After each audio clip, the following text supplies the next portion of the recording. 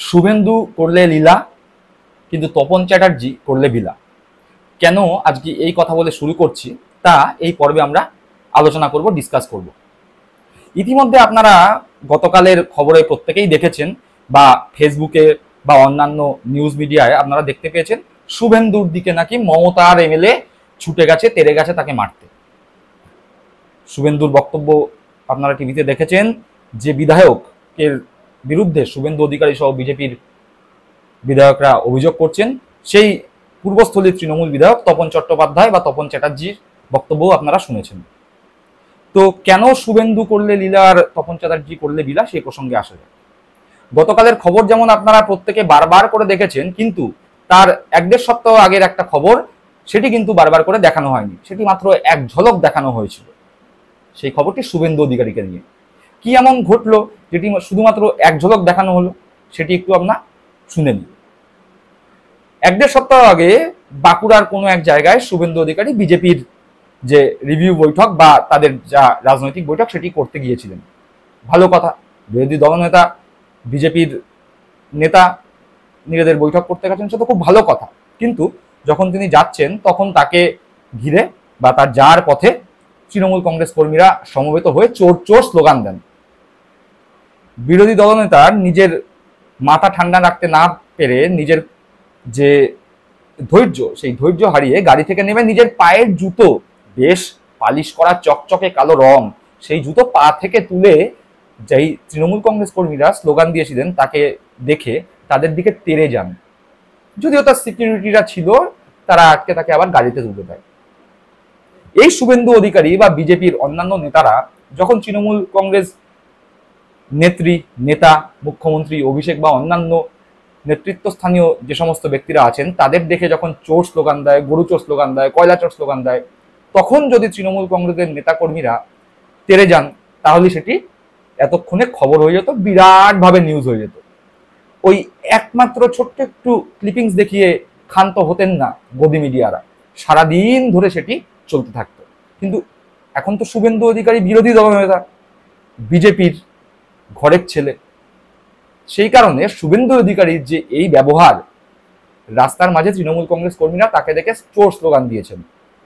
উচিত করেছেন, অনুচিত করেছেন, সেই বিতর্কে যাচ্ছি না। শুভেন্দু অধিকারী তাদের দিকে একদম তার পালিশ করা, চকচকে পালিশ করা জুতো নিয়ে তেড়ে গেছেন। এবার চকচকে পালিশ করা জুতো নিয়ে বোঝাই যাচ্ছে তিনি শুধুমাত্র ঠান্ডা এসি ঘর এবং গাড়ি ছাড়া বিশেষ রাস্তায় নামেন না। কথায় কথায় তিনি যে বলেন যে মেঠো পথে রাজনীতি করে তার উঠে আসা, বা তিনি মেঠো পথের রাজনীতিতেই বেশি অভ্যস্ত, তার জুতোর চকচকে রং দেখে এ কথা প্রমাণ হয় না। তার কারণ তিনি যদি মেঠো পথে হেঁটেই রাজনীতি করতেন তাহলে তার জুতো অত চকচকে থাকতো না, ধুলোবালি লেগে থাকতো। যাকে সেসব কথায় আর যাব না। যেটি বললাম যে শুভেন্দু অধিকারী তৃণমূল কংগ্রেস কর্মীদের দিকে জুতো হাতে তেড়ে গিয়েছেন। এইবার গতকালকের ঘটনায় আসা যায়। গতকালকে বিধানসভার লবিতে শুভেন্দু অধিকারী তৃণমূল কংগ্রেসের পূর্বস্থলীর বিধায়ক তপন চ্যাটার্জিকে দেখে কটাক্ষ করেন এবং তার কন্যাকে নিয়েও কটাক্ষ করেন। কি বলেন শুভেন্দু অধিকারী? তপন চ্যাটার্জিকে বলেন, তোমার মেয়ে 3rd ডিভিশনে পাশ করেছে, চোর, চুরি করে চাকরি পেয়েছে। স্বাভাবিকভাবেই নিজের সন্তান, নিজের রক্ত, তাকে দাঁড়িয়ে এরকম কুৎসা করছে, কটাক্ষ করছে। তপন চ্যাটার্জি এই কথার বিরোধিতা করে শুভেন্দুর দিকে তেড়ে যান। মারতে কিন্তু যাননি, প্রতিবাদ করেছেন। প্রতিবাদ করতে গিয়েছেন, সামনে এগিয়ে গিয়েছেন, গিয়ে বলেছেন, তুমি যে বলছো আমার মেয়ে 3rd ডিভিশনে পাস করেছে, আমার মেয়ে তো হায়ার 1st ডিভিশনে পাস করেছে, আমার মেয়ে মাস্টার ডিগ্রি করা, ডবল মাস্টার ডিগ্রি করা, বিএড করা, আমার মেয়ে চাকরি পেয়েছে চুরি করে, তার প্রমাণ দাও। শুভেন্দু অধিকারী কি করলেন? এটিকেই ফুলিয়ে ফাঁপিয়ে, যেহেতু তার কাছে এই মুহূর্তে আর কোনো ইস্যু নেই, তাকে সামনে রেখে নিজে দায়িত্ব নিয়ে তিনি বিজেপির হয়ে ভোট লড়তে গিয়েছিলেন, ভরাডুবি হয়েছে, সেই সমস্ত দিক থেকে নজর ঘোরানোর জন্য এই বিষয়টিকে নিয়ে ফুলিয়ে ফাঁপিয়ে একেবারে মিডিয়ার সামনে হাজির হলেন। মিডিয়াও আছে বিজেপির পয়সায় পুষ্ট, বিজেপির মদত নিয়ে চলছেন, তারাই খবরটিকে সারাদিন ধরে দেখালেন এবং এইভাবে দেখালেন মমতার বিধায়ক নাকি তেড়ে গিয়েছেন শুভেন্দু অধিকারীকে মারতে। শুভেন্দু অধিকারী যখন জুতো নিয়ে তৃণমূল কংগ্রেস কর্মীদের দিকে তেড়ে যান, তখন সেটি তৃণমূল কংগ্রেস কর্মীদের কটু কথার বিরুদ্ধে প্রতিবাদ হয়। আর শুভেন্দু অধিকারী যখন তপন চ্যাটার্জির মেয়ের বিরুদ্ধে কটু কথা কুৎসা করার জন্য তপন চ্যাটার্জি যদি শুভেন্দুর দিকে তেড়ে যান, তাহলে সেটি প্রতিবাদ নয়, তাহলে সেটি লাঞ্ছনা, এটা তো দ্বিচারিতা।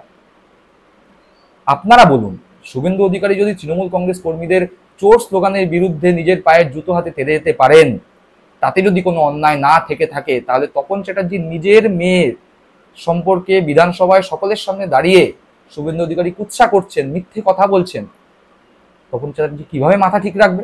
তপন চ্যাটার্জি তো এও বলেছেন তার পরবর্তী ইন্টারভিউতে, এই ঘটনা পরবর্তী সাক্ষাৎকারে মিডিয়ার কাছে, বলেছেন যে ব্যক্তি একজন মহিলাকে প্রথমে মা বলতো, সেই মার স্থানে যাকে বসিয়েছিল তাকে বেগম বিবি বলে কি কেউ ডাকতে পারে?